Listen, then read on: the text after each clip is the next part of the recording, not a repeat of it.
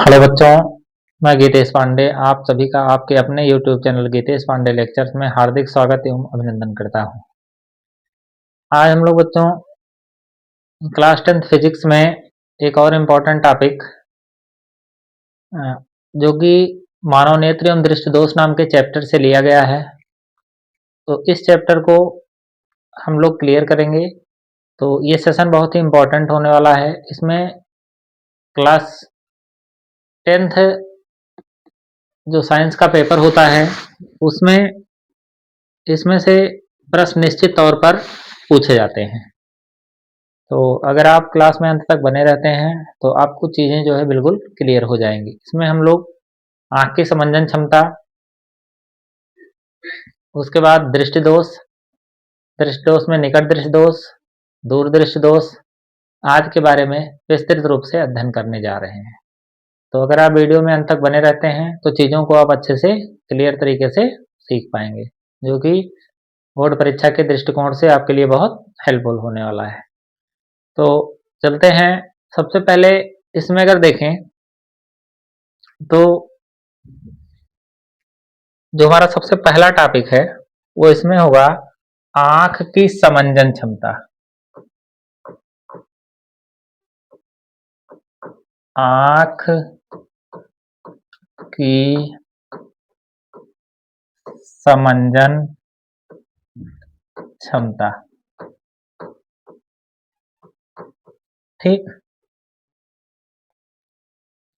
अब जैसे जो समंजन क्षमता का मतलब है वो क्या होता है कि जो समंजन क्षमता होती है, समंजन क्षमता का मतलब क्या है? सामंजस्य बिठाने की क्षमता। समंजन क्षमता का तात्पर्य किससे है? वो है सामंजस्य बिठाने की क्षमता। जैसे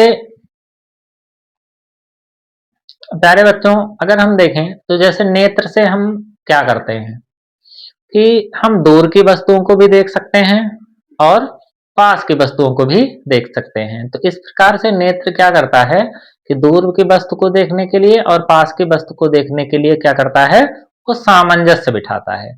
तो इसी सामंजस्य जो बिठाता है इसकी क्षमता को ही क्या कहते हैं? वो समंजन क्षमता कहते हैं, ठीक। अब देखें कि जैसे जब नेत्र द्वारा दूर स्थित वस्तु को देखना होता है, जैसे अगर देखें तो जब नेत्र क्या करता है कि ये दूर स्थित वस्तु को देखता है, तो ऐसी स्थिति में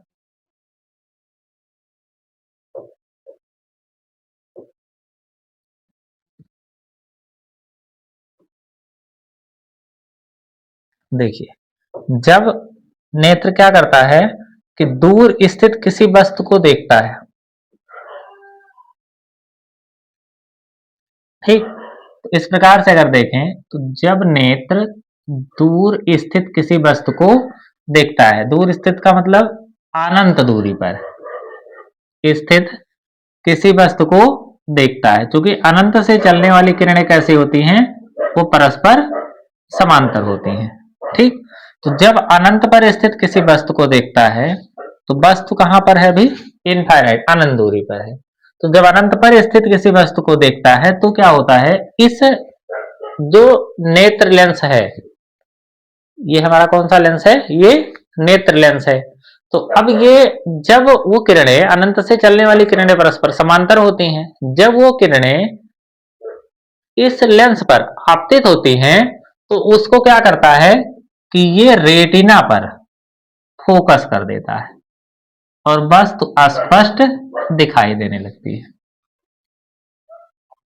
ठीक। तो अगर इसको कहें कि समंजन क्षमता क्या होती है, तो जब अनंत पर स्थित किसी वस्तु को देखता है, जब नेत्र, अगर या इसको लिख सकते हैं ऐसे कि जब नेत्र अनंत पर स्थित किसी वस्तु को देखता है, किसी वस्तु को देखता है, तो उस समय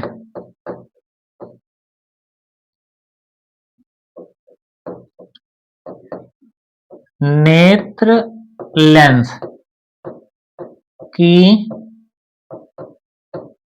वक्रता त्रिज्या व फोकस दूरी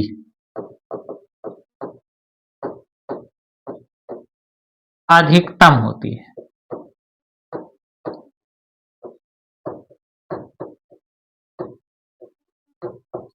ठीक, जब नेत्र अनंत पर किसी वस्तु को देखता है तो को उस समय नेत्र लेंस की जो वक्रता त्रिज्या है वह फोकस दूरी क्या होती है, अधिकतम होती है। ठीक, तो ऐसी स्थिति में क्या होता है कि जब ये किरणें इस नेत्र लेंस पर आपतित होती हैं तो ये नेत्र लेंस से अपवर्तन के पश्चात कहां पर मिलती हैं, रेटिना पर, और इस प्रकार से उसका प्रतिबिंब जो है वो रेटिना पर बन जाता है। अब देखिए, जब पास स्थित किसी वस्तु को देखना होता है, अब जो वस्तु है वो इस प्रकार से है कि अगर कोई वस्तु जब पास स्थित होगी तब क्या होगा,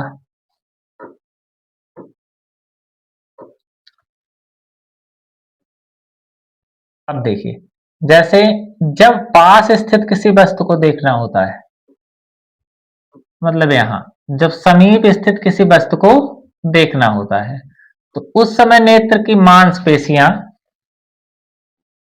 सिकुड़कर इसकी वक्रता त्रिज्या को क्या करती हैं, कम कर देती हैं। जैसे यहां वक्रता त्रिज्या को क्या कर दे रही थी, वो बढ़ा रही थी, लेकिन यहां पर वो क्या कर रही है, वक्रता त्रिज्या को कम कर दे रही है। तो जब वक्रता त्रिज्या को कम कर दे रहे हैं तो ऐसी स्थिति में क्या होता है कि पुनः जो है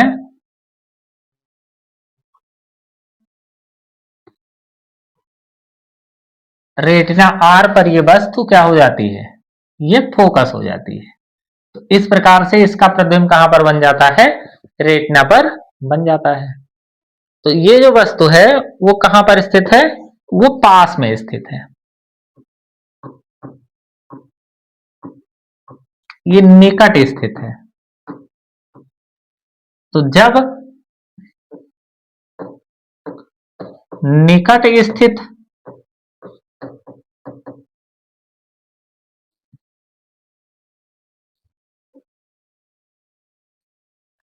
जब निकट स्थित किसी वस्तु को देखना होता है तो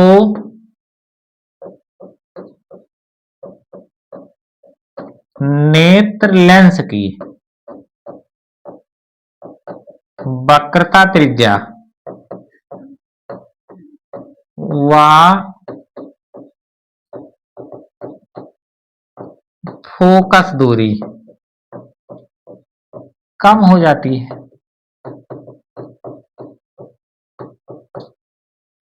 नेत्र लेंस की वक्रता त्रिज्या व फोकस दूरी कम हो जाती है, जिसके कारण क्या होता है, पुनः जो ये वस्तु है ये रेटिना पर फोकस हो जाती है और वस्तु स्पष्ट दिखाई देने लगती है। तो इस प्रकार से अगर हम देखें तो अब नेत्र लेंस क्या कर रहा है, एक बार वक्रता त्रिज्या व फोकस दूरी अधिक कर रहा है और एक बार क्या कर रहा है कि वक्रता त्रिज्या व फोकस दूरी क्या कर दे रहा है, कम कर दे रहा है। तो इस प्रकार से अगर इसको हम एक लाइन में, इसका पूरे का सारांश अगर हम एक लाइन में लिखें तब क्या निकल कर आएगा, इस प्रकार से अगर हम इसको परिभाषित करें तो नेत्र लेंस द्वारा नेत्र लेंस द्वारा फोकस दूरी को फोकस दूरी को घटाने एवं बढ़ाने की क्षमता नेत्र लेंस द्वारा फोकस दूरी को घटाने एवं बढ़ाने की क्षमता लेंस की समंजन क्षमता कहलाती है। समंजन क्षमता कहलाती है। तो इस प्रकार से अगर हम समंजन क्षमता देखें तो हम इसको परिभाषित कर सकते हैं। देखिए, अगर ये क्वेश्चन 2 नंबर 3 नंबर में आता है तो आपको चित्र बना के इस प्रकार से विस्तृत रूप से लिखना पड़ेगा। अगर ये पूछता है केवल 1 नंबर में कि नेत्र लेंस की समंजन क्षमता क्या होती है, तो हम क्या करेंगे यहां से कि नेत्र लेंस द्वारा फोकस दूरी को घटाने एवं बढ़ाने की क्षमता लेंस की समंजन क्षमता कहलाती है।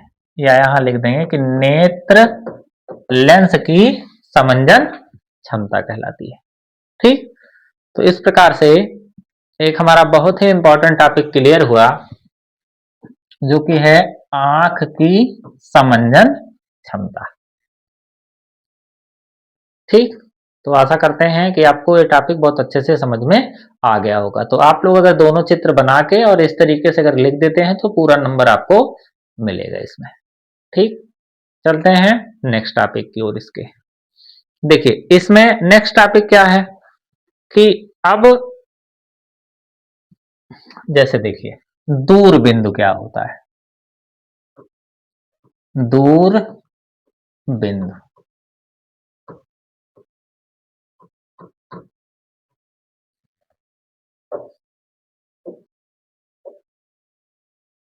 अब दूर बिंदु क्या होता है, जैसा नेत्र के लिए दूर बिंदु क्या होता है, अगर हम उसको परिभाषित करें, इससे परिभाषा नहीं पूछी जाती है। ठीक, लेकिन ये जानना जरूरी है कि हमारे लिए दूर बिंदु होता क्या है। तो दूर बिंदु देखें तो अधिकतम दूरी पर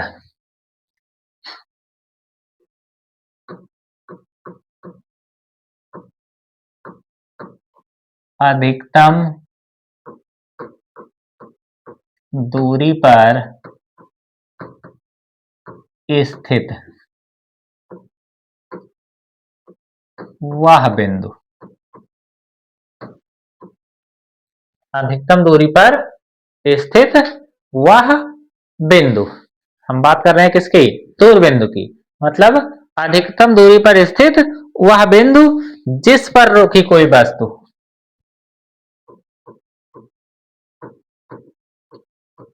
जिस पर रखी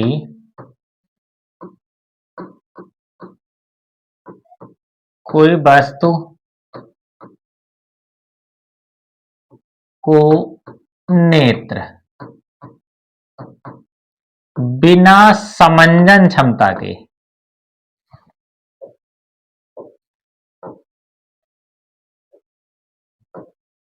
बिना समंजन क्षमता के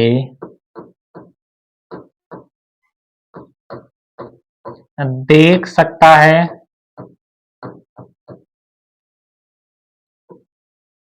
क्या कहलाता है, दूर बिंदु कहलाता है।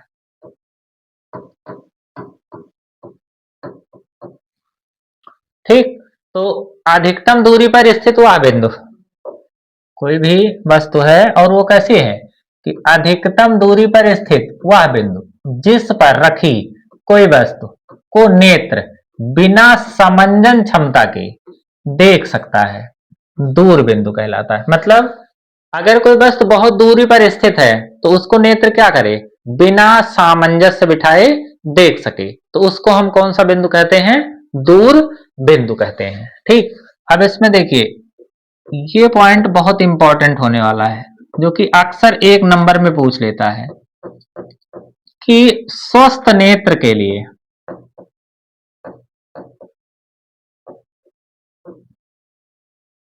स्वस्थ नेत्र के लिए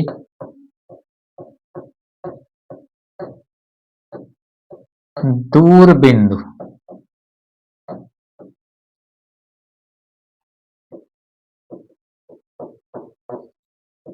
अनंत होता है।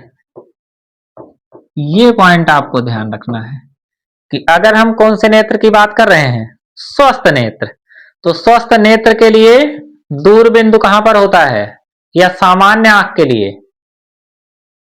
स्वस्थ नेत्र का मतलब क्या है कि सामान्य नेत्र के लिए, या ऐसे भी लिख सकते हैं इसको कि सामान्य नेत्र के लिए,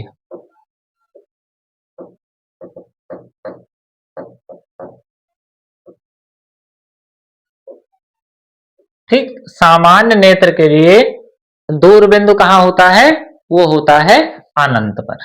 ठीक, तो ये बहुत इंपॉर्टेंट है, इसको आपको ध्यान रखना है कि सामान्य नेत्र या फिर स्वस्थ नेत्र के लिए पूछेगा कि दूर बिंदु कहां होता है, तो उसके लिए दूर बिंदु कहां होता है, वो होता है अनंत दूरी पर। ठीक, चलिए अगले टॉपिक की तरफ चलते हैं। अगला प्रश्न क्या है, इसमें निकट बिंदु।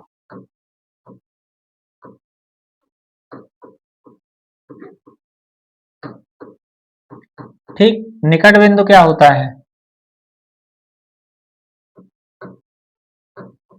न्यूनतम दूरी पर स्थित वह बिंदु, न्यूनतम दूरी पर स्थित वह बिंदु जिस पर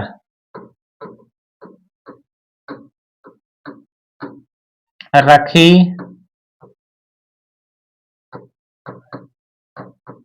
वस्तु को नेत्र अधिकतम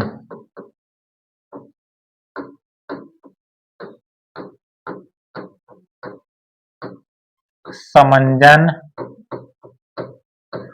क्षमता लगाकर देख सकता है,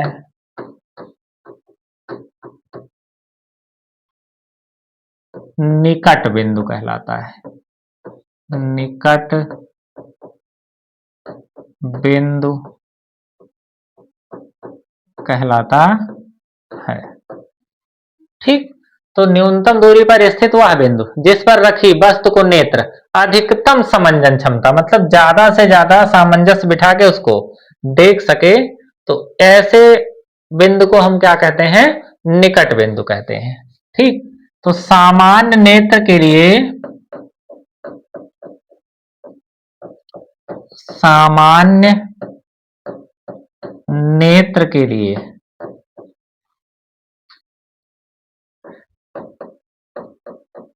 स्पष्ट दृष्टि की न्यूनतम दूरी कितनी होती है, 25 सेंटीमीटर होती है। ठीक, अगर कोई सामान्य नेत्र होगा जिसमें कोई दृष्टि दोष ना हो, ये बहुत इंपॉर्टेंट है दोनों, ये देखना है। ये वाला सामान्य नेत्र के लिए दूर बिंदु कहां होता है, अनंत पर, और सामान्य नेत्र के लिए अस्पष्ट दृष्टि की न्यूनतम दूरी कितनी होती है, वो होती है 25 सेंटीमीटर। ठीक, तो इस प्रकार से ये हो गया हमारा दूर बिंदु और निकट बिंदु। ठीक, चलते हैं नेक्स्ट टॉपिक की ओर।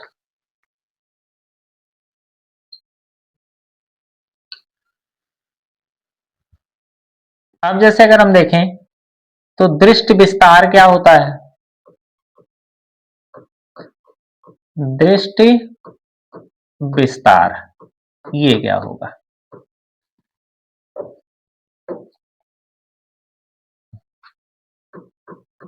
जो हमारा निकट बिंदु है, निकट बिंदु व दूर बिंदु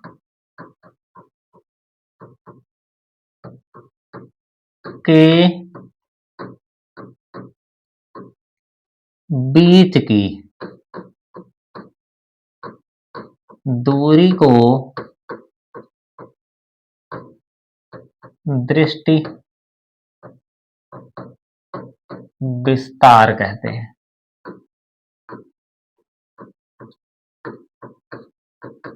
ठीक, निकट बिंदु और दूर बिंदु के बीच की दूरी को क्या कहते हैं? दृष्टि विस्तार कहते हैं। ठीक, तो ऐसे वैसी परिभाषाएं हैं जो कि बहुत इंपॉर्टेंट होने वाली हैं और जिनके विषय में जानना हमको अति आवश्यक है। ठीक, सामान्यतः क्या होता है कि बच्चे इन सब परिभाषाओं को छोड़ देते हैं और जब इस पर प्रश्न मिलते हैं तो इसको कर नहीं पाते हैं। ठीक, अब अगला जो टॉपिक होगा हमारा वो बहुत इंपॉर्टेंट होने वाला है। उसमें क्या होगा कि अब होगा दृष्टि दोष। क्या होता है दृष्टि दोष?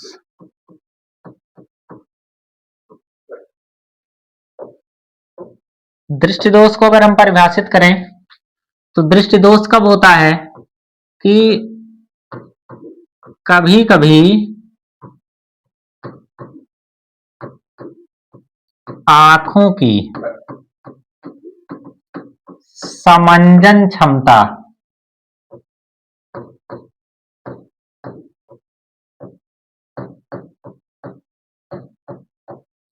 क्षीण हो जाती है। कभी कभी आंखों की जो समंजन क्षमता है, मतलब नेत्र में जो नेत्र क्या करता है, सामंजस्य बिठाता है। देखिए, जैसे अभी प्रकाश अगर बहुत ज्यादा है तो उस समय अपने आप नेत्र की जो मांसपेशियां हैं वो सिकुड़ जाएंगी, है ना। तो जिससे क्या होता है कि फोकस दूरी और वक्रता त्रिज्या क्या होती है, कम होती है। लेकिन जैसे ही क्या होगा कि अभी थोड़ा सा उजाला कम होगा, प्रकाश कम होगा, तो उस समय क्या होगा, नेत्र की मांसपेशियां अपने आप उसकी वक्रता त्रिज्या को बढ़ा लेती हैं, जिससे उसकी फोकस दूरी ज्यादा हो जाती है। तो इस प्रकार नेत्र स्वयं क्या करता है, वो सामंजस्य बिठाता है कि दूर की वस्तु को देखने के लिए और पास की वस्तु को देखने के लिए। तो यही जो अगर समंजन क्षमता है, जब क्या हो जाते हैं, उम्र बढ़ने के साथ साथ या वैसे भी जब यही सामंजस्य क्षमता क्या होती है, जब क्षीण हो जाती है, तो उसको हम क्या कहते हैं, उसी को दृष्टि दोष कहते हैं। ठीक, तो कभी कभी आंखों की समंजन क्षमता क्षीण हो जाती है, जिससे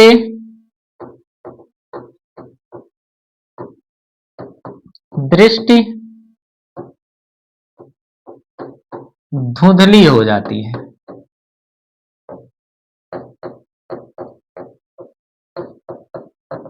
और इसे क्या कहते हैं, दृष्टि दोष कहते हैं। ठीक, तो कभी कभी क्या होता है कि यही जो आंखों की जो सामंजस्य बिठाने की क्षमता है वो क्या होती है, क्षीण हो जाती है, जिसके कारण जो दृष्टि है वो धुंधली हो जाती है और इसी को क्या कहते हैं, दृष्टि दोष कहते हैं। ठीक, तो दृष्टि दोष की परिभाषा आप लोगों को अच्छे से समझ में आ गया होगा। अब चलते हैं अपने नेक्स्ट टॉपिक की ओर। इसमें अब दृष्टि दोष के प्रकार। अब जो हमको पढ़ना है वो पहला पढ़ना है कि निकट दृष्टि दोष। निकट दृष्टि दोष। और इसमें प्रश्न कैसा आता है कि निकट दृष्टि दोष किसे कहते हैं?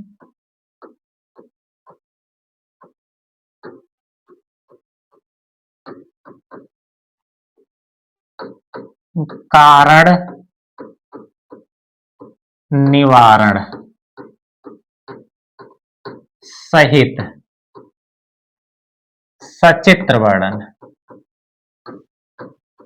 सचित्र वर्णन। ठीक, निकट दृष्टि दोष किसे कहते हैं और इसका क्या करना है, कारण निवारण सहित सचित्र वर्णन करना है। ठीक, तो सबसे पहले अगर हम देखें तो निकट दृष्टि दोष क्या है।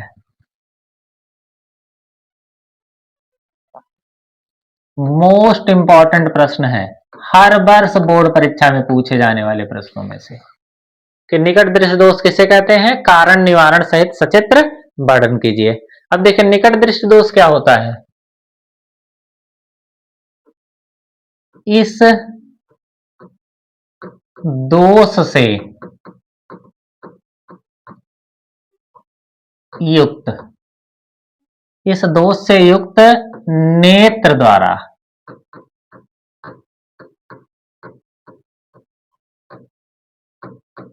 मनुष्य को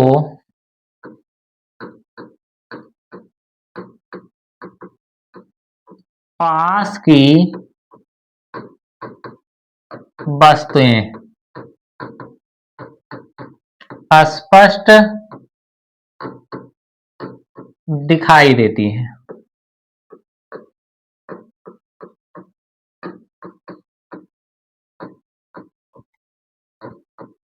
दूर की वस्तुएं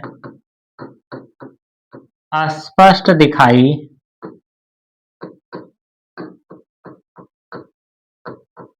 नहीं देती हैं। क्या कहलाएगा? निकट दृष्टि दोष कहलाता है। ठीक, अगर हम देखें तो निकट दृष्टि दोष क्या होगा? इसे क्या कहते हैं? निकट दृष्टि दोष कहते हैं। ठीक, तो इस दोष से युक्त नेत्र द्वारा मनुष्य को पास की वस्तुएं तो अस्पष्ट दिखाई देती हैं, परंतु दूर की वस्तुएं अस्पष्ट दिखाई नहीं देती हैं। इसे ही क्या कहते हैं? निकट दृष्टि दोष कहते हैं। ठीक, अब देखेंगे तो ये तो हो गया निकट दृष्टि दोष।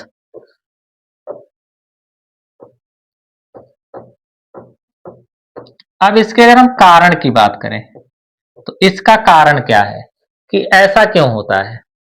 तो पहला कारण क्या है इसका? ठीक, अगर हम इसके कारण की बात करें तो पहला कारण, ठीक, अगर इसके हम कारण की बात करें तो कारण क्या होगा? पहला, जो सबसे पहला कारण होगा इसका वो होगा नेत्र लेंस। नेत्र लेंस की वक्रता त्रिज्या का कम हो जाना,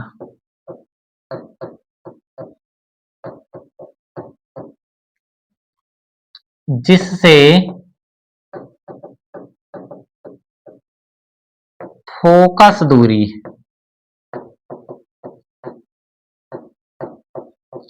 कम हो जाती है।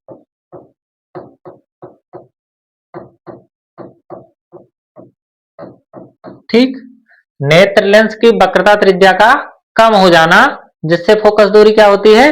कम हो जाती है। जैसे क्योंकि F बराबर क्या होता है? R/2, तो R का क्या हो जाना? कम, जिससे फोकस दूरी भी क्या होती है? वो कम हो जाएगी। क्योंकि F बराबर R/2 होता है तो F इज प्रोपोर्शनल टू किसके? R के। ठीक, तो नेत्र लेंस की वक्रता त्रिज्या का कम हो जाना जिससे फोकस दूरी क्या होती है? वो कम हो जाती है। ठीक, तो ये तो हो गया पहला कारण। अब अगर दूसरा कारण देखें तो नेत्र लेंस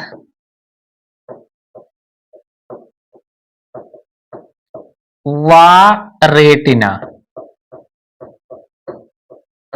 के बीच की दूरी का बढ़ जाना।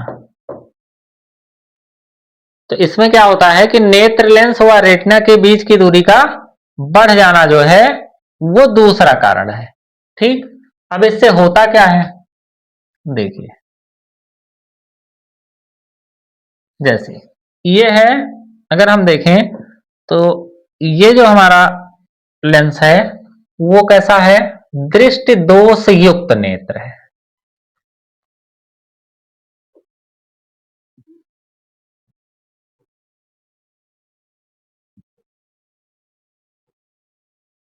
ठीक, तो इसमें होता क्या है कि जो भी वस्तुएं दूर अनंत पर होती हैं। इसमें क्या कौन सा हम लोग बात कर रहे हैं, किस नेत्र की? ये है दृष्टि दोष युक्त नेत्र। तो जिसमें ये दोष होता है, ऐसे नेत्र में क्या होता है कि क्योंकि हम निकट दृष्टि दोष की बात कर रहे हैं, तो और इसमें दूर की वस्तु स्पष्ट दिखाई नहीं देती है। इसका मतलब जो भी वस्तु दूर अनंत पर स्थित होती है, तो अनंत से चलने वाली किरणें कैसी होंगी? वो परस्पर समांतर होती हैं। तो जब ये किरणें नेत्र लेंस से अपवर्तित होती हैं, तो ये रेटिना पर ना फोकस होकर रेटिना के पहले ही बिंदु P पर फोकस हो जाती हैं और वस्तु स्पष्ट दिखाई नहीं देती है। तो इसका कारण क्या होगा? तो इसका कारण यह होगा कि जब जो दूर अनंत से वस्तुएं हैं, जो दूर अनंत पर स्थित वस्तु है, वो क्या हो रही है कि इसमें देखिए, जब नेत्र लेंस व रेटिना के बीच की दूरी बढ़ जाती है, तो क्या होता है? ऐसी दोनों स्थितियों में, अगर ये दोनों स्थितियां हैं कि वक्रता त्रिज्या कम हो जा रही है और जिसके कारण उसकी फोकस दूरी भी क्या होती है? कम हो जाती है। अगर वक्रता त्रिज्या कम होगी तो फोकस दूरी क्या होगी? कम हो जाएगी, क्योंकि वक्रता त्रिज्या और फोकस दूरी में रिलेशन कैसा है? तो ये जो F प्रोपोर्शनल टू क्या होता है? R। मतलब अगर R बढ़ेगा तो F भी बढ़ेगा, R अगर घटेगा तो F भी क्या होगा? कम होगा। ठीक। तो इस प्रकार से अगर देखें तो कारण में हमको क्या लिखना है? ये दोनों कारण लिखना है और लिखेंगे कि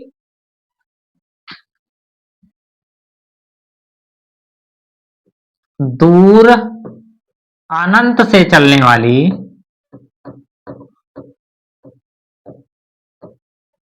अनंत से चलने वाली किरणें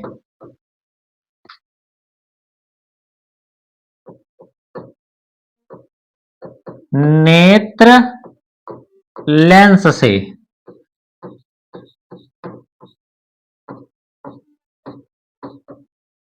अपवर्तन के पश्चात रेटिना पर ना फोकस होकर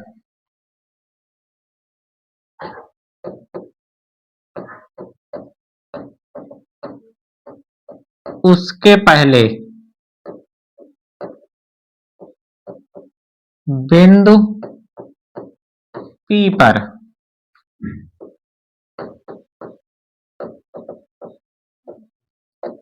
फोकस हो जाती है।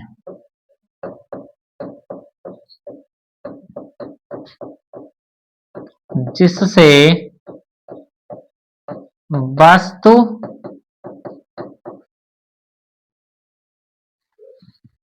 स्पष्ट दिखाई नहीं देती है, जिससे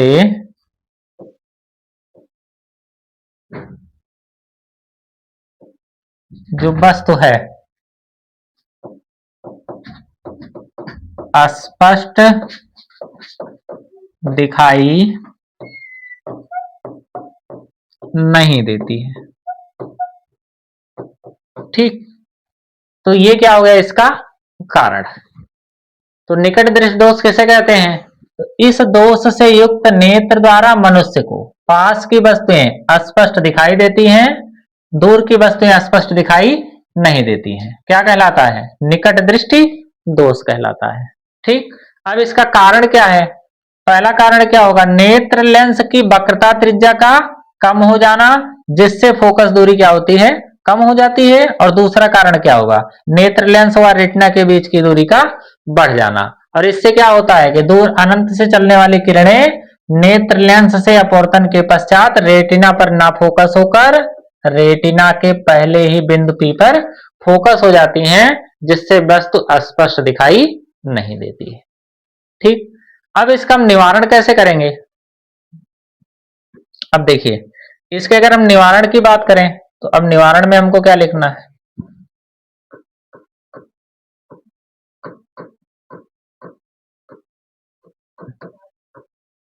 ठीक। अब देखिए निवारण में क्या होगा,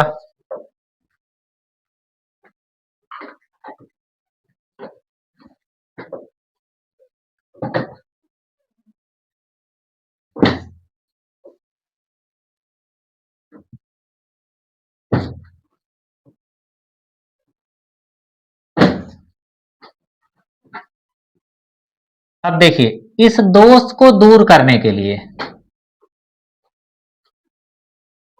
क्या करते हैं, एक अवतल लेंस का प्रयोग कर देते हैं और ऐसे अवतल लेंस का प्रयोग करते हैं जो दूर अनंत पर स्थित वस्तु से चलने वाली किरणें, दूर अनंत पर स्थित वस्तु से चलने वाली किरणें नेत्र लेंस से अपवर्तन के पश्चात नेत्र लेंस के समीप बिंदु F से आती हुई प्रतीत हो, जिससे वो नेत्र लेंस से अपवर्तन के पश्चात रेटिना R पर फोकस हो जाती हैं और वस्तु स्पष्ट दिखाई देने लगती है। ठीक, तो अब इसके निवारण में क्या करना है, तो निवारण में क्या लिखना है हमको कि इस दोष को दूर करने के लिए, इस दोष को दूर करने के लिए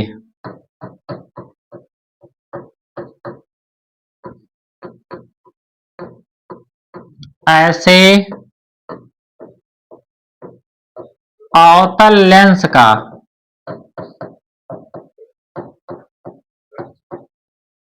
प्रयोग करते हैं जो दूर अनंत से चलने वाली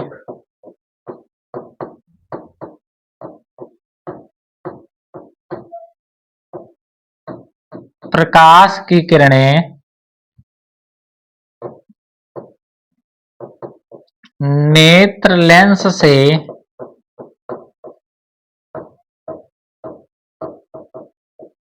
अपवर्तन के पश्चात बिंदु F से आती हुई प्रतीत हो। इस दोष को दूर करने के लिए ऐसे अवतल लेंस का प्रयोग करते हैं जो दूर अनंत से चलने वाली प्रकाश की किरणें नेत्र लेंस से अपवर्तन के पश्चात बिंदु F से आती हुई प्रतीत हो, जिससे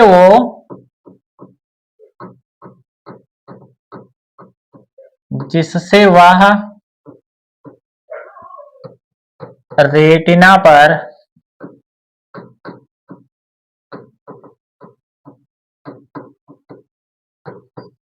फोकस हो जाती हैं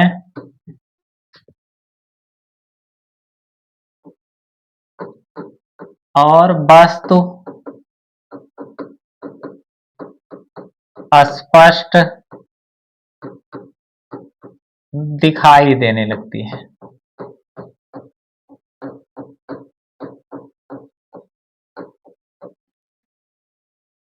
ठीक, तो ये हो गया हमारा एक बहुत ही महत्वपूर्ण टॉपिक, जो कि क्या होगा, निकट दृष्टि दोष किसे कहते हैं, कारण निवारण का सचित्र वर्णन।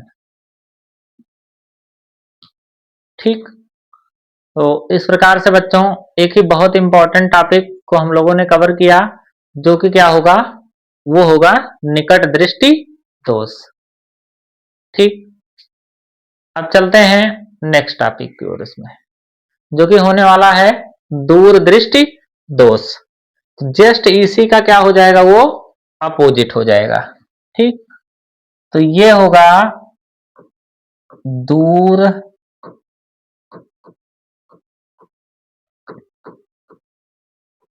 दृष्टि दोष। ठीक, चलिए देखिए, अगला टॉपिक है इसमें दूर दृष्टि दोष किसे कहते हैं, कारण निवारण सहित सचित्र वर्णन कीजिए। देखिए, जो भी दृष्टि दोष होगा, जैसे हमारे पास है कौन सा दृष्टि दोष, दूर दृष्टि दोष।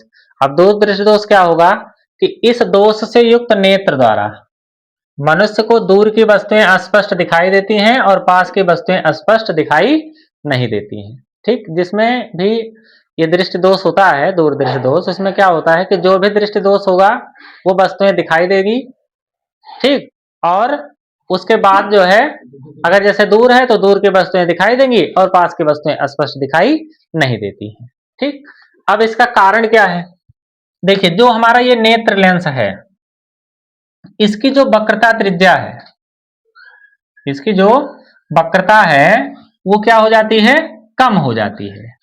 और जब इसकी वक्रता कम होगी तो इसकी त्रिज्या क्या होगी, ज्यादा हो जाएगी। जब वक्रता इसकी कम होगी तो वक्रता का कम होने का मतलब क्या है, जैसे देखिए ये कम वक्र है और ये ज्यादा वक्र है, तो वक्रता जब कम होगी तो अब देखिए जैसे वक्रता इसकी अगर कम हो गई तो इसकी त्रिज्या क्या हो जाएगी, वो ज्यादा हो जाएगी। और जब त्रिज्या ज्यादा होगी तो फोकस दूरी भी क्या हो जाएगी, ज्यादा हो जाएगी। क्योंकि वक्रता और त्रिज्या, इसकी जो फोकस दूरी है वो एफ बराबर क्या होता है, r/2, मतलब एफ इज प्रोपोर्शनल टू क्या होता है, r हो जाता है। तो अगर त्रिज्या बढ़ जाएगी तो वक्रता का कम होने का मतलब क्या है कि वक्रता त्रिज्या नहीं कम हो रही है, वक्रता कम हो रही है, मतलब उसकी त्रिज्या जो है वो बढ़ जा रही है। ठीक, तो जब त्रिज्या बढ़ जाएगी तो फोकस दूरी भी क्या होगी, बढ़ जाएगी। तो फोकस दूरी जब बढ़ जाएगी तो दूर की वस्तु जो है वो दिखाई देगी और पास की वस्तु स्पष्ट दिखाई नहीं देगी। ठीक, तो ये हो गया हमारा। तो अब पहला कारण ये हो गया। दूसरा कारण क्या है, नेत्र लेंस व रेटिना। देखिए ये जो नेत्र लेंस है ये हमारा नेत्र लेंस है और ये है रेटिना। इसके जो बीच की दूरी है, इसके जो बीच की दूरी है वो क्या होती है, वो कम हो जाती है। तो जब ये दोनों कारण हो जाते हैं, जिस भी नेत्र में, मनुष्य के जिस भी नेत्र में ये दोनों कारण हो जाते हैं तो उसमें क्या होता है फिर, इस कारण पास स्थित वस्तु का प्रतिबिंब रेटिना पर ना बनकर रेटिना के पीछे बन जाता है। अब देखिए जो यहां पास स्थित वस्तु है, जब ये किरणें नेत्र लेंस पर आपतित होती हैं तो अपवर्तन के पश्चात ये रेटिना पर ना फोकस होकर रेटिना के पीछे बिंदु P पर फोकस हो जाती हैं, अर्थात वहां पर इसका प्रतिबिंब बन जाता है और वस्तु स्पष्ट दिखाई नहीं देती है। ठीक, ये हो गया हमारा दूर दृष्टि दोष कारण इसका। अब निवारण कैसे करेंगे, देखिए निवारण में क्या होगा, देखिए ये हमारा है नेत्रिका लेंस। ठीक, अब इस दोष को दूर करने के लिए कौन से लेंस का प्रयोग कर रहे हैं, ये जो लेंस है ये है हमारा उत्तल लेंस। तो इस दोष को दूर करने के लिए ऐसे उत्तल लेंस का प्रयोग करते हैं जो बिंदु O से, जैसे ये जो O से चलने वाली प्रकाश की किरणें हैं, ये नेत्र लेंस से अपवर्तन के पश्चात नेत्र के समीप बिंदु N से आती हुई प्रतीत हो। नेत्र लेंस से अपवर्तन के पश्चात नेत्र के समीप बिंदु N से आती हुई प्रतीत हो, जिससे ये किरणें कहां पर फोकस हो जा रही हैं, रेटिना पर फोकस हो जाती हैं और वस्तु स्पष्ट दिखाई देने लगती है। ठीक, तो इस प्रकार से क्या हो गया, ये जो है इसका निवारण हो जाएगा। ठीक, मतलब इस दोष को हम किस प्रकार से दूर करते हैं। तो ये हो गया हमारा दूरदृष्टि दोष और इसका कारण और निवारण का सचित्र वर्णन। तो ये जो चित्र होगा ये है हमारा चित्र निवारण का। ठीक, ये जो चित्र है वो किसका है, वो है निवारण का चित्र। ठीक, तो इसी क्रम में अब हम आगे अगर देखें तो अगला प्रश्न जो हमारा होने वाला है वो होगा प्रिज्म से रिलेटेड। ठीक, अब इसमें होगा कि प्रिज्म किसे कहते हैं। देखिए प्रिज्म क्या होता है, अब प्रिज्म क्या होगा, देखिए प्रिज्म जो हमारा होगा वो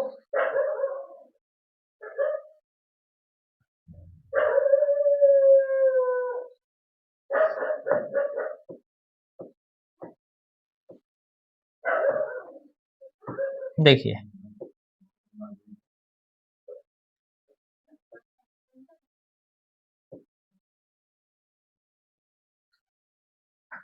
तो प्रिज्म में होगा कि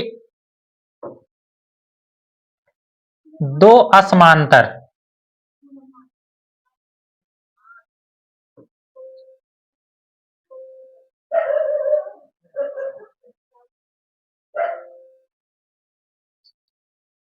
ये देखिए अब इसमें क्या होगा कि दो असमांतर, ठीक ये देखिए अगर दोनों किरणों की बात करें तो इसमें ये दोनों किरणें कैसी हैं, असमांतर है। देखिए यहां दूरी कम है, फिर दूरी धीरे धीरे धीरे धीरे बढ़ती जा रही है। तो दो असमांतर समतल पृष्ठों से घिरे हुए, दो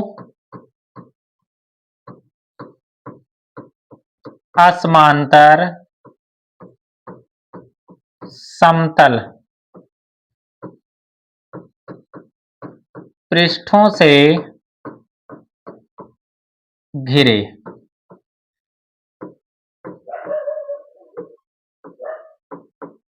पारदर्शी माध्यम को, पारदर्शी माध्यम को प्रिज्म कहते हैं। ठीक, तो प्रिज्म की जो परिभाषा होगी वो क्या होगी, दो असमांतर समतल पृष्ठों से घिरे हुए पारदर्शी माध्यम को क्या कहते हैं, प्रिज्म कहते हैं।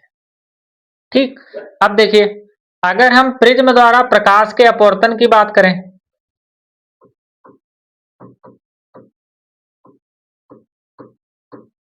प्रिज्म द्वारा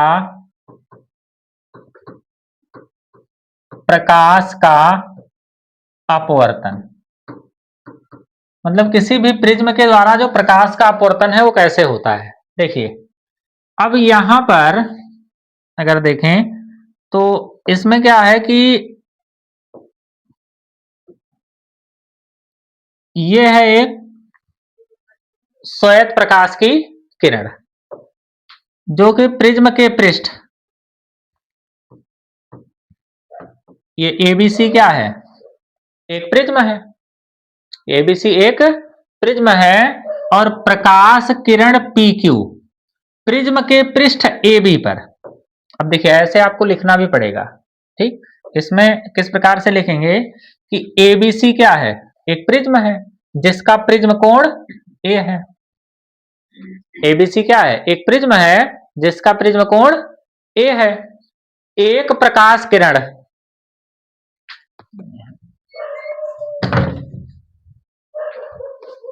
ठीक, एक प्रकाश किरण पी क्यू प्रिज्म के पृष्ठ ए बी पर बिंदु क्यू पर आपतित हो रही है, जहां पर ये आर क्यू एस क्या है, अभिलंब है। यहां पर आर क्यू एस क्या है, अभिलंब है। तो जब प्रकाश किरण, चूंकि ये माध्यम यहां कौन सा है, अगर यहां हम माध्यम देखें तो ये हमारा माध्यम कैसा है, यहां जो माध्यम है अभी यहां है विरल, ठीक, मतलब यहां वायु है और यहां माध्यम क्या है, वो है कांच। तो जब प्रकाश विरल से सघन में जाएगा तो वो अभिलंब की ओर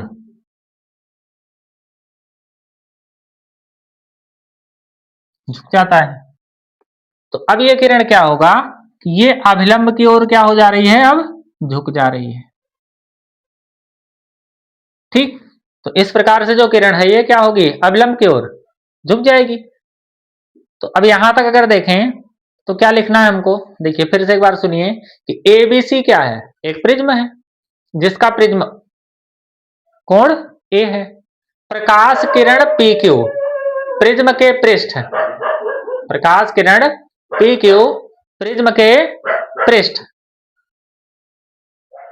ठीक, तो इस प्रकार से अगर देखें तो इसमें लिखना क्या है कि एबीसी क्या है, एक प्रिज्म है जिसका प्रिज्म कोण ए है, प्रकाश किरण पी क्यू प्रिज्म के पृष्ठ ए बी पर बिंदु क्यू पर आपतित हो रही है, जहां आर क्यू एस क्या है, अभिलंब है।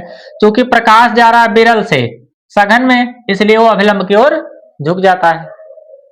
ठीक, अब देखिए, अब ये किरण जो है क्यू टी, मान लेते हैं इसका नाम क्या है, क्यू टी।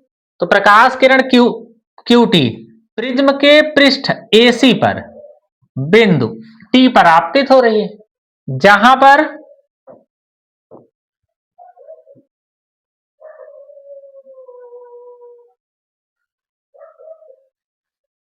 ठीक, जहां पर अगर देखें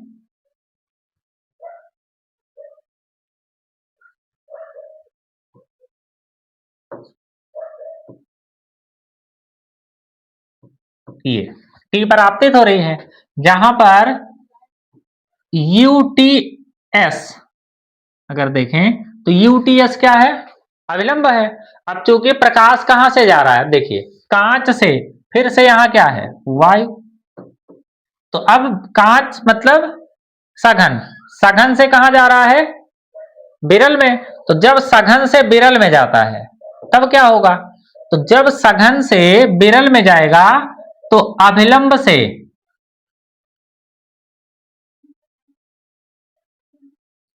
ठीक, अभिलंब से क्या होता है, ये दूर हट जाएगा। ठीक, आशा करते हैं इतना जो है आप आसानी के साथ समझ चुके होंगे। तो जैसे जैसे हम इसको बता रहे हैं वैसे वैसे आपको लिखना भी है।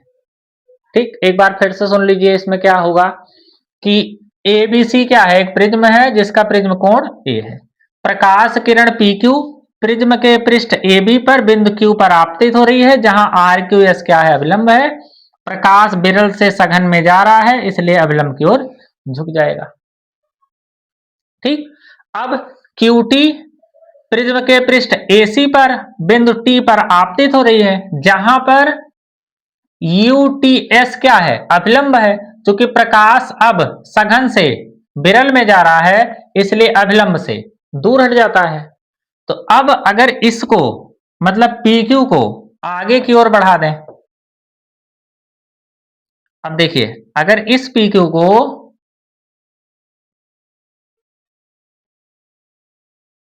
आगे की ओर अगर बढ़ा दें, ठीक,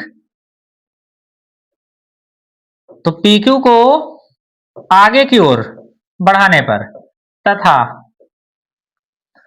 ये जो T है, मतलब अगर इसको हम लिखें तो T भी, इसको पीछे की ओर अगर बढ़ाएं, इसको कहां पर बढ़ाएं, अगर पीछे की ओर बढ़ाएं तो एक दूसरे को बिंदु M पर काटती हैं, जहां टी एम एन क्या है, यही होगा विचलन कोण।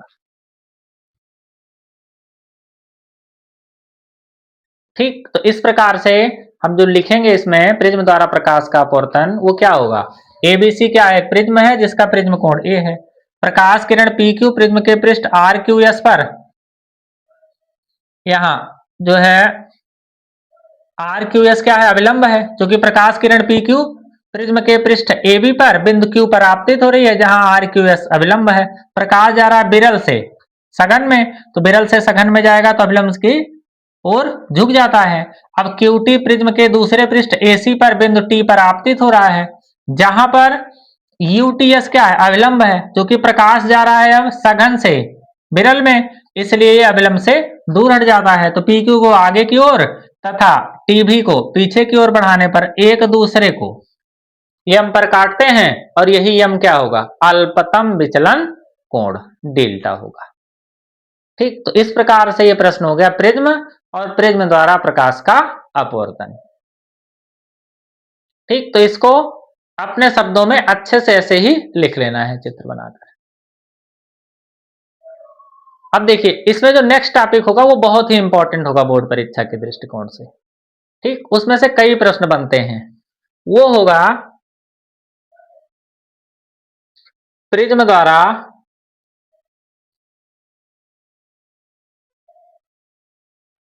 प्रकाश का वर्ण विक्षेपण। अगला जो हमारा प्रश्न है वो क्या होगा, वो होगा प्रिज्म द्वारा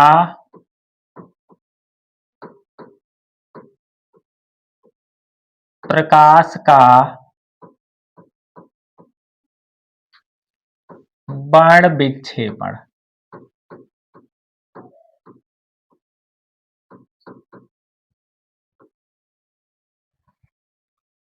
ठीक, अब प्रिज्म द्वारा जो प्रकाश का वर्ण विक्षेपण है ये परीक्षा के दृष्टिकोण से इंपॉर्टेंट टॉपिक है। इस पर कई प्रकार के प्रश्न, long answer type, short answer type, दोनों क्वेश्चन यहां से पूछे जा सकते हैं। ठीक, अब इसमें अगर हम देखें तो अब प्रिज्म द्वारा प्रकाश का वर्ण विक्षेपण कैसे होता है।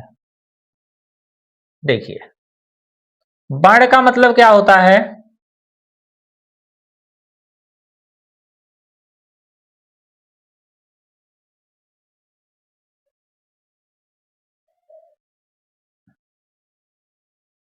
ठीक, वर्ण का मतलब क्या होता है, रंग, और विक्षेपण का मतलब क्या होता है, अलग होना।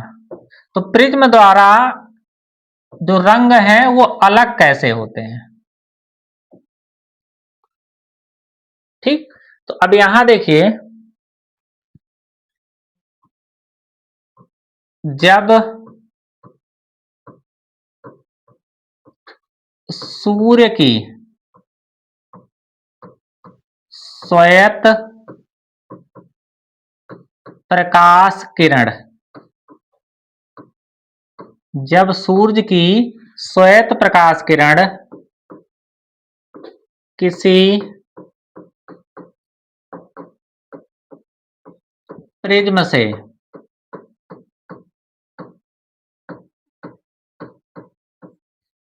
गुजरती है तो वह अपने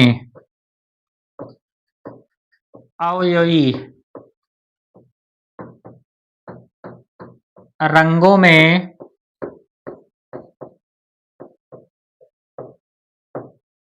विभक्त हो जाती है।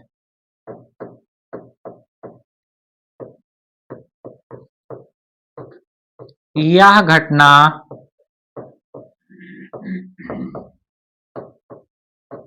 प्रकाश का वर्ण विक्षेपण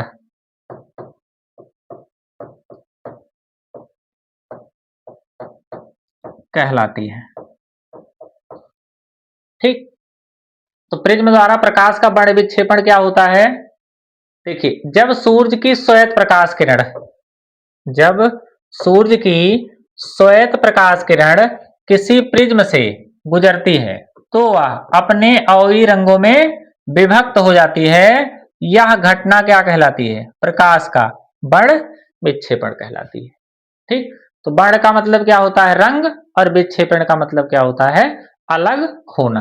अब ये रंग अलग कैसे होते हैं, देखिए, जैसे अगर यहां पर हम देखें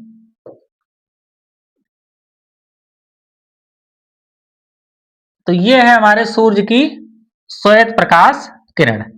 जब ये किसी प्रिज्म से, अब जैसे ये जो प्रिज्म है, जब इससे गुजरती है, जब ये किरण इस प्रिज्म से गुजर रही है तो अब क्या होगा कि ये अपने अवयवी रंगों में,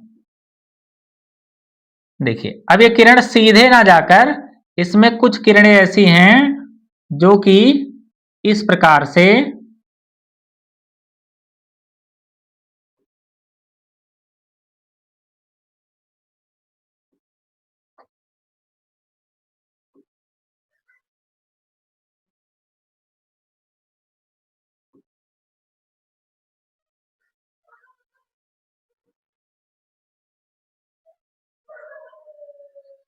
इस प्रकार से ये अपने अवयवी रंगों में क्या होती हैं, विभक्त हो जाती हैं।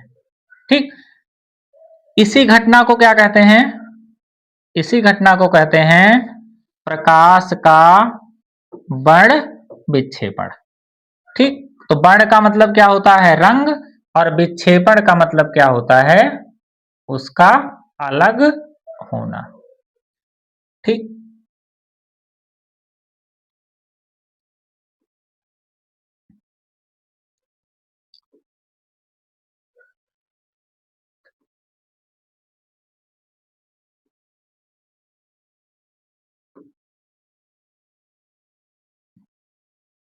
ठीक, और ये जो रंग हैं वो कहां पर दिखाई देते हैं? वो इस प्रकार से एक पर्दे पर दिखाई देते हैं। ठीक, तो ये होगा पर्दा। तो जब सूर्य की श्वेत प्रकाश किरण, ये कौन सी प्रकाश किरण है? ये है श्वेत प्रकाश किरण। तो जब सूर्य की श्वेत प्रकाश किरण किसी प्रिज्म से गुजरती है तो वह अपने अवयवी रंगों में विभक्त हो जाती है। इस घटना को क्या कहते हैं? प्रकाश का बड़ विक्षेपण कहते हैं। ठीक, अब सामान्यतया ये जो है हमें 7 रंगों के समूह के रूप में क्या होती हैं? दिखाई देती हैं। अब इनका क्रम कैसे होता है? अगर आधार की ओर से देखें तो भी इनका जो क्रम होगा आधार की ओर से वो क्या होगा? भी आई बी जी वाई ओ आर, जिसे विबग्योर कहते हैं। जिसे क्या कहते हैं? विबग्योर कहते हैं। ठीक, तो अब इन 7 रंगों के जैसे कुछ इंपॉर्टेंट है इसमें। देखिए इंपॉर्टेंट क्या है कि जैसे पूछा जा सकता है कि जो 7 जब प्रिज्म द्वारा प्रकाश का बड़ विक्षेपण होता है तो जो इसमें 7 रंगों के समूह होते हैं, इन रंगों के समूह को क्या कहते हैं? तो अब देखेंगे, अगर ये जो 7 रंग का समूह है,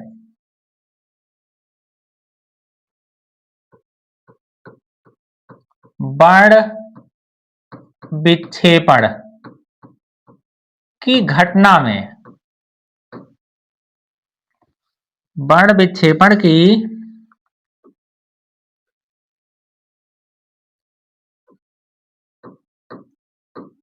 घटना में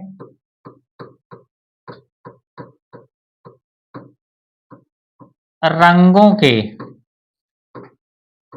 समूह को स्पेक्ट्रम कहते हैं।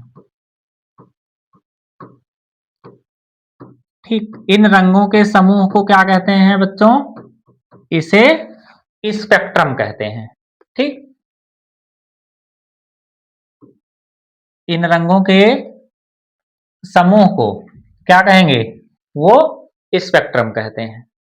ठीक, ये बात ध्यान रखना है हमको। अब देखिए जैसे इसमें प्रश्न पूछा जा सकता है, कुछ प्रश्न कि विबग्योर की स्पेलिंग क्या होगी? तो अब देखिए इसमें अगला प्रश्न जो आएगा वो आएगा प्रिज्म के आधार से रंगों का क्रम। तो प्रिज्म के आधार से रंगों का क्रम वो होगा भी आई बी जी वाई ओ आर। ठीक, तो ये क्या होगा? देखिए ये है बैगनी, Indigo, blue, green, yellow, orange और रेड। ठीक, तो आधार की ओर से इन रंगों का जो क्रम होगा वो कैसा होगा? वो होगा विबग्योर, या कभी कभार ये विबग्योर की स्पेलिंग को ही पूछ लेता है कि ये जो हमारा विबग्योर है वो उसकी स्पेलिंग क्या होगी। तो ये भी बहुत इंपॉर्टेंट है। 1 नंबर का ये प्रश्न पूछा जा सकता है कि बड़ विक्षेपण की घटना में जो प्रिज्म के आधार की ओर से रंगों का क्रम कैसा होता है और इसकी स्पेलिंग क्या होगी। ठीक, तो वो होगा VIBGYOR। ठीक, अब देखिए और क्या प्रश्न पूछा जा सकता है।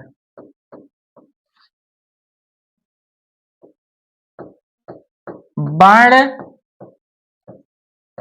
विक्षेपण का कारण क्या है। तो बड़ विक्षेपण का कारण क्या होगा, जो रंग ये अलग हो रहे हैं किस कारण से अलग हो रहे हैं। तो लिखेंगे कि बड़ विक्षेपण का कारण वो होगा विभिन्न रंगों के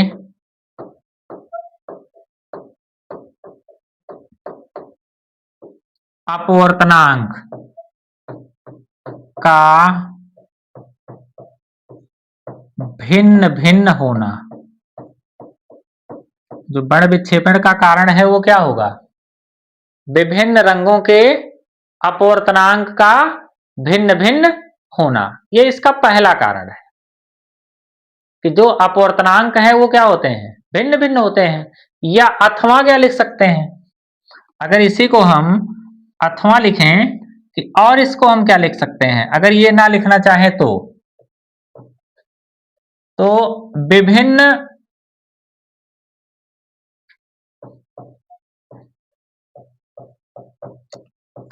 विभिन्न रंगों के लिए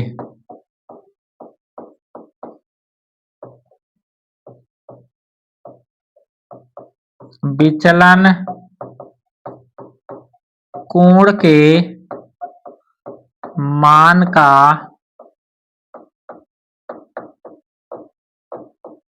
भिन्न भिन्न होना।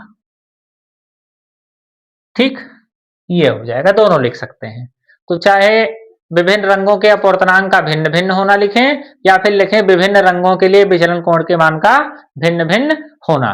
क्योंकि विचलन कोण अगर देखें तो जैसे आप अभी ये टॉपिक में नहीं है आपके, लेकिन विचलन कोण जो होता है वो डेल्टा बराबर क्या होता है n-1 इंटू ए।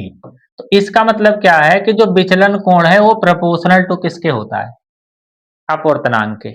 मतलब जो विचलन कोण है वो अपवर्तनांक पर निर्भर करेगा। अगर अपवर्तनांक ज्यादा होगा तो विचलन कोण का मान भी क्या होता है, वहां पर ज्यादा होता है। तो जितना ज्यादा जिसका अपवर्तनांक उतना ही ज्यादा उसका विचलन कोण। ठीक, तो मतलब उतना ही ज्यादा वो अपने मार्ग से क्या होगी, विचलित होगी। ठीक, एक बार फिर से इसका अगर हम रिवीजन करें, प्रश्न बहुत ही इंपॉर्टेंट है।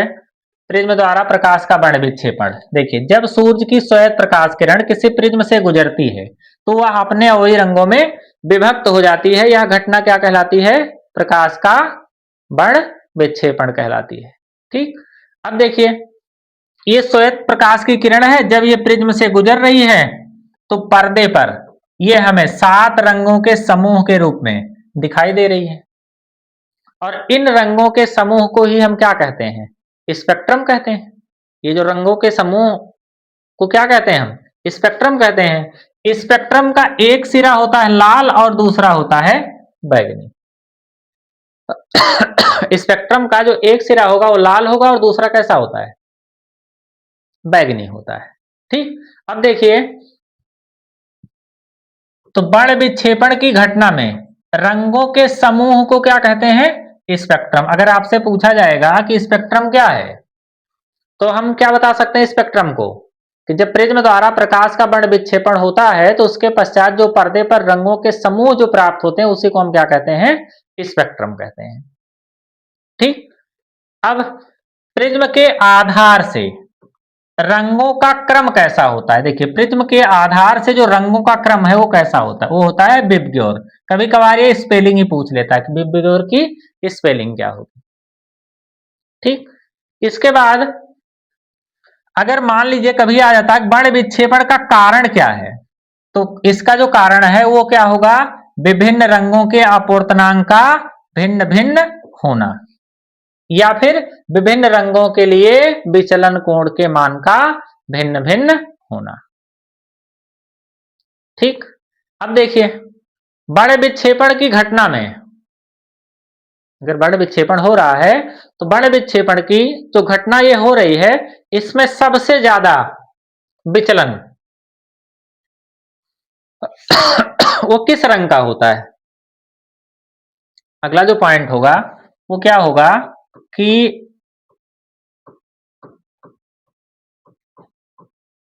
बड़ विक्षेपण की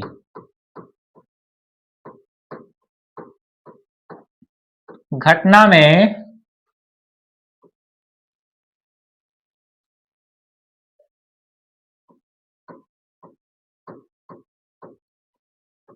सबसे अधिक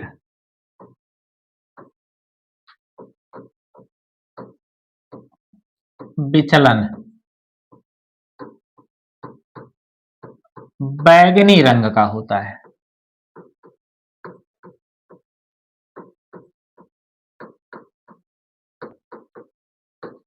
ठीक, तो सबसे ज्यादा जो विचलन होगा वो किसका होगा? बैंगनी रंग का होगा। देखिए इसमें सबसे ज्यादा जो विचलन हो रहा है, जो बड़े विक्षेपण की घटना हो रही है, इसमें देखिए जो सबसे ज्यादा विचलन हो रहा है वो किस रंग का हो रहा है? वो हो रहा है, देखिए ये जो किरण है, अब सबसे ज्यादा जो विचलित रंग हो रहा है वो कौन सा रंग हो रहा है? देखिए सबसे ज्यादा जो विचलन हो रहा है वो बैंगनी ही रंग का हो रहा है। ठीक, क्योंकि इस प्रकार अगर ये प्रकाश किरण विचलित ना होती तो कुछ इस प्रकार से निकलती है। देखिए इस किरण का अगर विचलन नहीं होता तो ये किरण कैसे होती? ये इस प्रकार से सीधे निकल जाती। ठीक, लेकिन ये सीधे ना जाकर, अब देखिए यहां से जो किरण निकली ये वाली सीधे ना जाकर ये अपने मार्ग से विचलित हो गई, अगली किरण और ज्यादा विचलित हो गई, अगली और ज्यादा विचलित हो गई, तो विचलन कोण जो है वो कौन सा कोण होगा? अब देखिए ये जो कोण है वही क्या कहलाएगा? विचलन कोण। तो ये लाल के लिए विचलन कोण हो गया।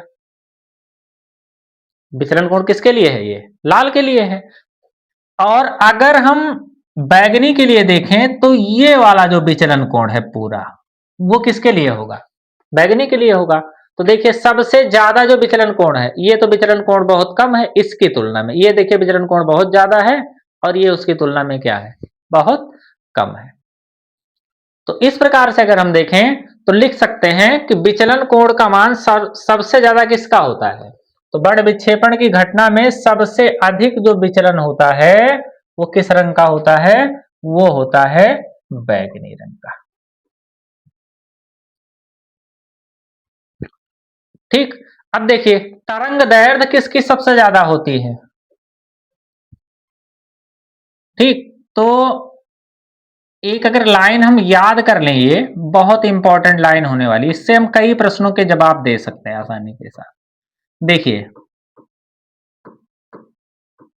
जिस रंग का विचलन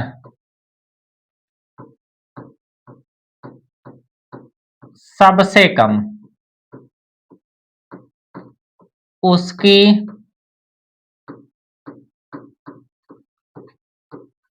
तरंग दैर्ध्य सबसे अधिक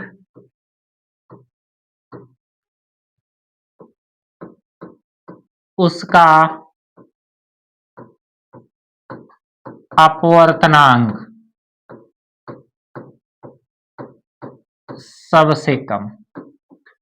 अब इसी एक लाइन से हम बहुत से प्रश्नों का उत्तर दे सकते हैं। जिस रंग का विचलन क्या होता है? सबसे कम होता है, उसकी तरंग दैर्ध्य सबसे ज्यादा होती है। तो अगर यहां देखें तो कौन सा ऐसा रंग है जिसका विचलन सबसे कम हो रहा है? तो वो हो रहा है लाल। तो लाल का अगर विचलन सबसे कम है तो इसकी तरंग दैर्ध्य सबसे ज्यादा होगी। तो अब बैगनी का अगर देखें या ब्लू का देखें तो सबसे अधिक तरंग दैर्ध्य किसकी होगी, लाल की, और सबसे कम किसकी होगी। देखिए सबसे अधिक विचलन बैगनी रंग का होता है, ठीक, और इसकी तरंग दैर्ध्य क्या होगी,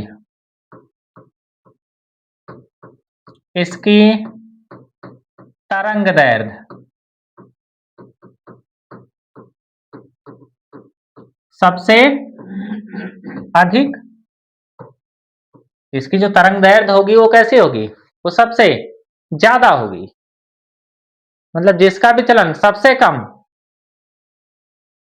ओह सॉरी ये उल्टा हो गया यहां से।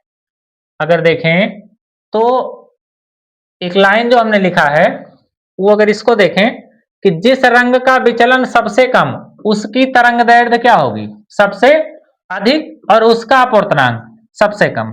इसका मतलब अगर इसको हम अगले लाइन में लिख देते हैं तो क्या लिखेंगे कि लाल रंग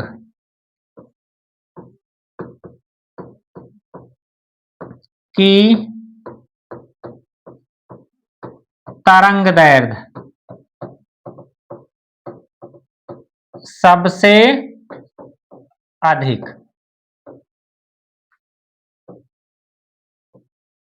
अधिक, और बैगनी रंग की तरंग दैर्ध्य लाल रंग की तरंग दैर्ध्य सबसे अधिक और बैगनी रंग की तरंग दैर्ध्य सबसे कम, क्योंकि जिसका विचलन सबसे कम उसकी तरंग दैर्ध्य सबसे ज्यादा। ठीक, तो ये लाइन अगर आप याद रखेंगे तो आसानी के साथ प्रश्नों के आप जवाब दे पाएंगे। ठीक, अब अगर देखिए अपवर्तनांक में अगर देखें तो अपवर्तनांक किसका कैसे होता है, तो अब देखिए जो लाल रंग का है तो लाल रंग का अपवर्तनांक वो कैसा होगा,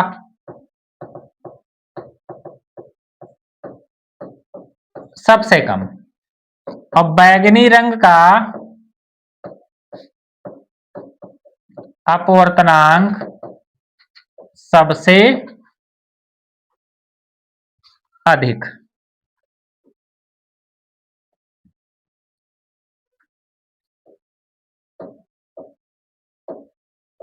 ठीक, तो लाल रंग का अपवर्तनांक क्या होगा, वो सबसे कम होगा, और बैगनी रंग का अपवर्तनांक क्या होगा, वो सबसे अधिक होगा। तो इस प्रकार से अगर हम इन प्रश्नों को थोड़ा ध्यान से देखेंगे तो आसानी के साथ हम प्रश्नों के जो है जवाब दे पाएंगे। ठीक, अगर मान लीजिए जैसे कोई प्रश्न अगर इस प्रकार से पूछता है कि कहेगा कि देखिए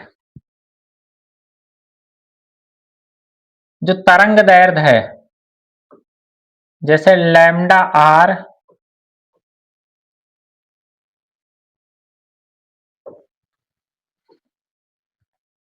लैम्डा आर लैम्डा भी तथा लैम्डा वाई,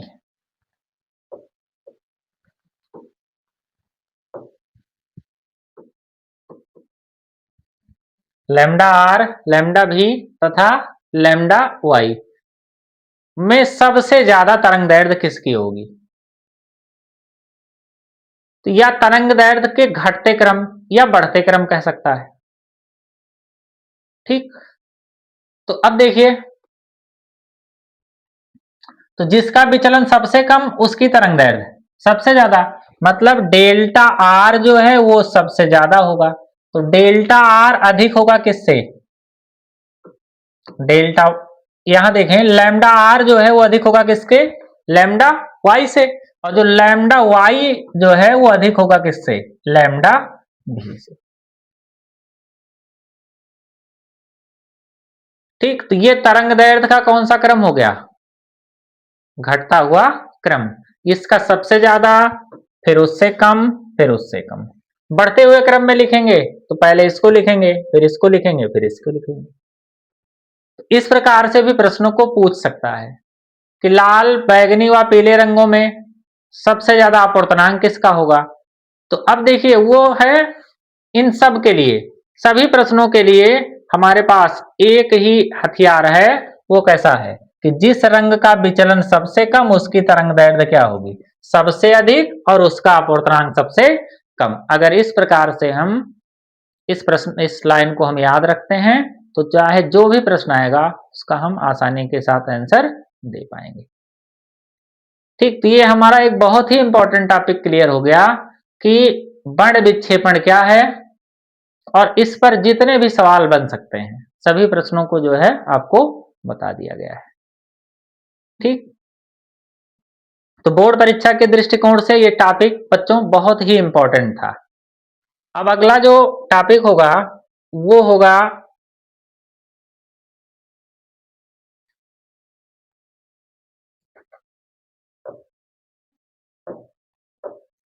प्रकाश का प्रकीर्णन। प्रकाश का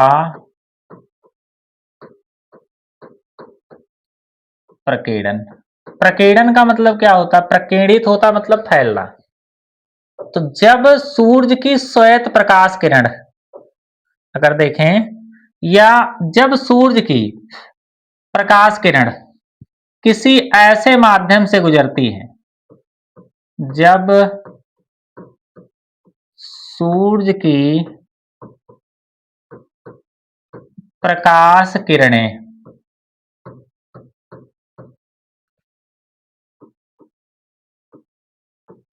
किसी ऐसे माध्यम से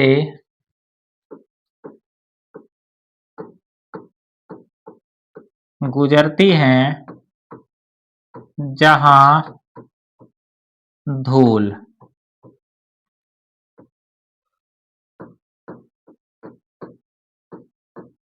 धुएं के कण तथा वायु के अणु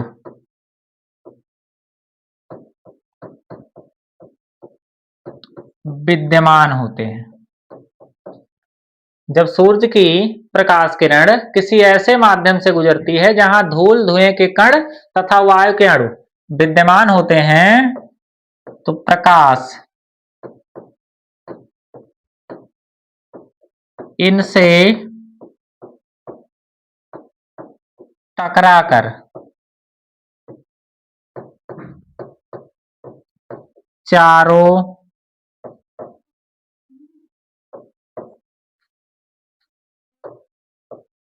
दिशाओं में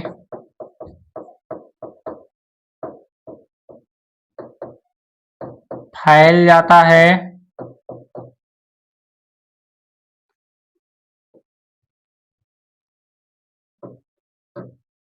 यह घटना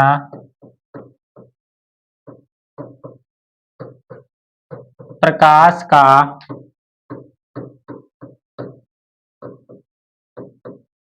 वर्ण विक्षेपण कहलाती है।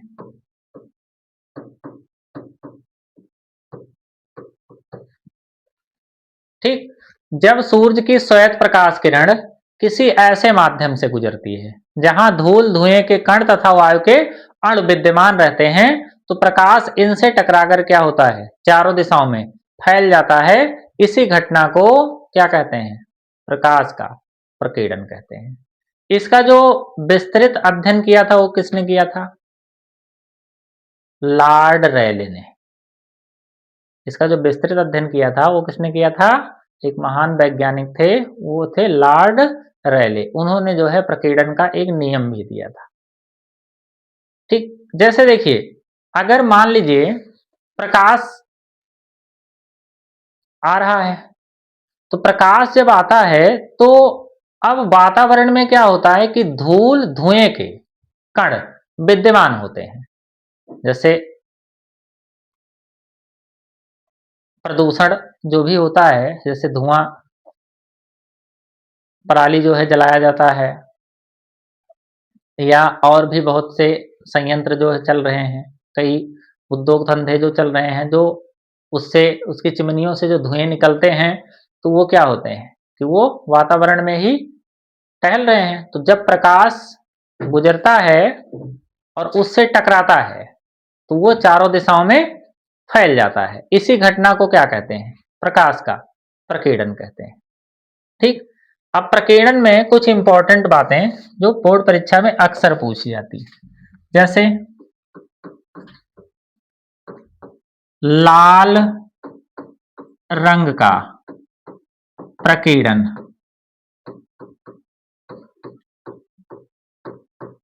सबसे कम होता है।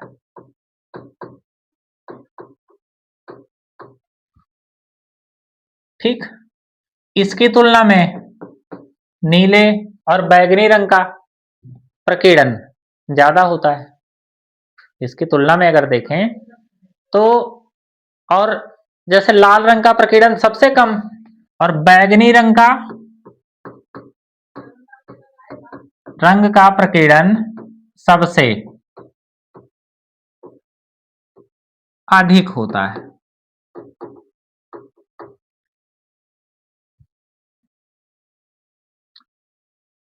ठीक? अब जैसे इसमें अगर हम देखें तो जैसे कुछ प्रश्न आता है इस प्रकार से कि सूर्योदय एवं सूर्यास्त के समय सूर्य लाल क्यों दिखाई देता है? सूर्योदय एवं सूर्यास्त के समय सूर्य लाल क्यों दिखाई देता है?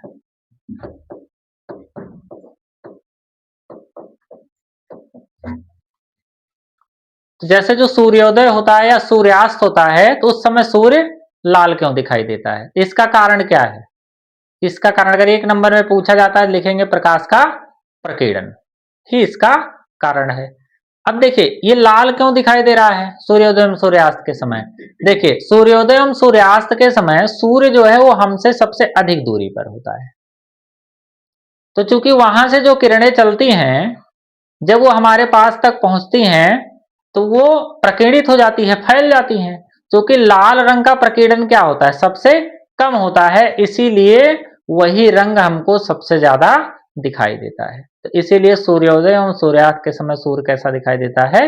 वो लाल दिखाई देता है। अब जैसे खतरे का सिग्नल जो है लाल होता है, इसका कारण भी क्या है? वही प्रकाश का प्रकीर्णन ही इसका कारण है। ठीक? तो इस प्रकार से हमने इस चैप्टर को आज कंप्लीट किया।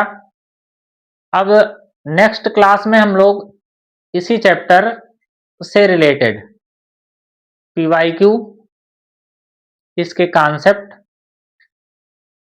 और आंकिक प्रश्नों को सॉल्व करेंगे। तो आज के लिए इतना ही।